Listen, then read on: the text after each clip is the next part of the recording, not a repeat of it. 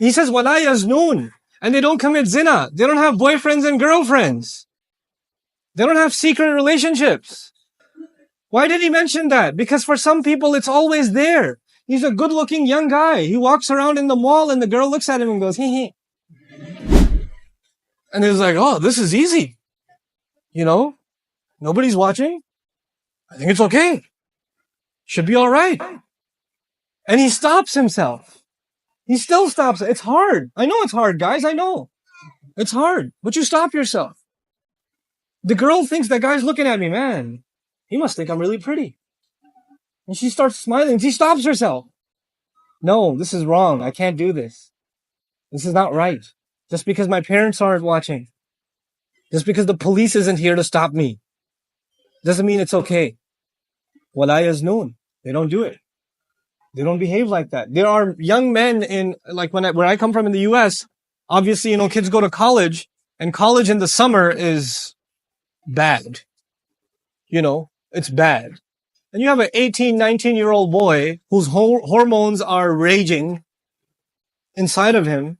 And then there's in his college classroom, there's girls sitting that are barely dressed.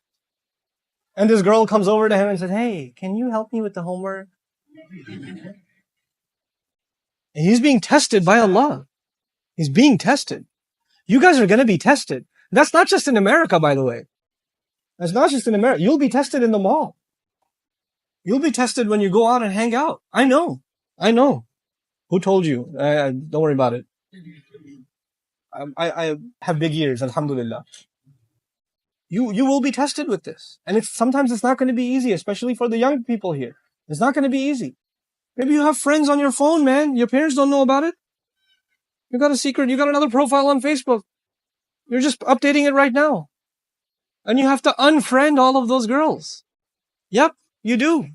You listening? You have to unfriend them. And don't call them back. And don't text them back. And when they say, what happened? You don't like me anymore. You don't even say, no. It's not you. It's just Islam. No, don't do that. Don't even talk back. Just leave it. Drop it. End of story. No more. Girls, if you're up to this, stop it. You stop yourselves. This is not something your parents will come and control. When you are teenagers and you have hormones and you reach the age of puberty and you're attracted to the opposite gender, that means in Islam, you are adults and you have to make your own responsible decisions. Your parents are no longer responsible for your Islam. You are responsible. If you are 14 years old, 15 years old, even 13 years old, and you die today, then Allah will not say, minor, go easy on it. You are treated as an adult in our deen. This religion makes you an adult early. The moment you start feeling a little funny about the other gender, you're an adult. You will be tried by Allah like a 50-year-old, like a 30-year-old. You're the same as them. Hold yourself to a higher standard. Don't think of yourself as just a kid. You are an adult. وَلَا يَزْنُونَ. وَمَنْ يَفْعَلْ ذَلِكَ يَلْقَى أَثَامًا. Whoever did that, he's come to contact with a great sin. How can a Muslim do this? How can a Muslim do shit? How can a Muslim kill someone? How can a Muslim commit zina? How can they do that? يُضَاعَفْ لَهُ الْعَذَابِ يَوْمَ الْقِيَامَةِ. The punishment will be doubled for those people. The passage began, these are special people to me. And now Allah says, these kaba'ir, these three things, shirk, murder, and zina, adultery, illegitimate relations, these three things, if a Muslim does it, anybody else does it, they will get punished. A Muslim does it, I'll punish him double. He knew it and he still did it. A mushrik, at least he didn't know when he did it. The Muslim knew it and he still did it. يُضَاعَفْ لَهُ الْعَذَابِ يَوْمَ الْقِيَامَةِ. On Judgment Day, on Resurrection Day, the punishment is doubled for him. وَيَخْلُدْ فِيهِ مُهَانًا. And he will remain in that punishment humiliated. He will constantly be humiliated. Because shirk and killing a person and zina are humiliating crimes. They take away the dignity of a human being. And so Allah Azza wa Jalla is extremely angry at these people. Then you're like, maybe somebody sitting in this audience that's made some mistakes in their life. Don't raise your hand. Only Allah knows your mistakes. I don't want to know. And you shouldn't tell people. It's between you and Allah. Maybe you've made some big mistakes in your life. What about you? You hear these ayat, are like, oh my God, double punishment. Maybe I should leave the masjid right now because this is pretty depressing. And then shaitan comes to those kinds of people. You know what shaitan says to them? Man, you going to hell anyway. Might as well party it up. What are you doing in the masjid anymore? You're already on the express train. Just go all the way, man.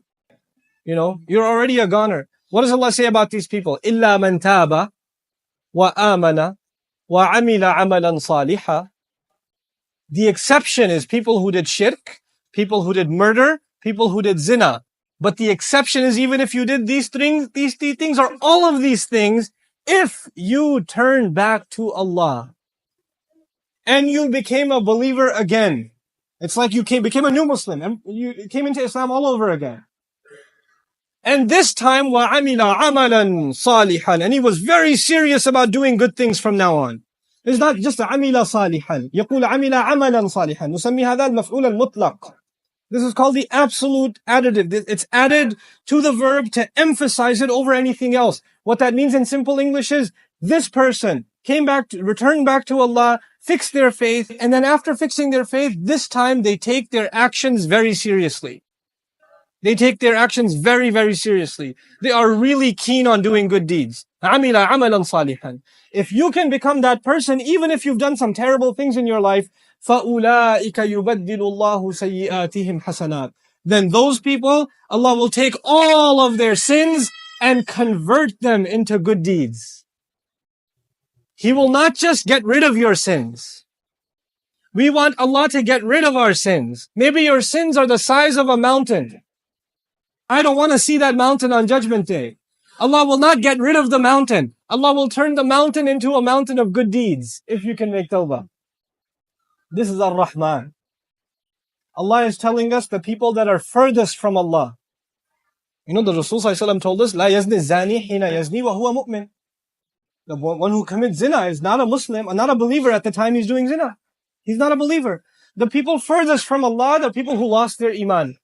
The people who do shirk, the people who kill another person, an innocent person, the people who commit zina, they're furthest from Allah. And Allah says, even if they are so far away from me, they turn back towards me, I will forget all of their crimes and I will convert their crimes into good deeds for them on Judgment Day. SubhanAllah.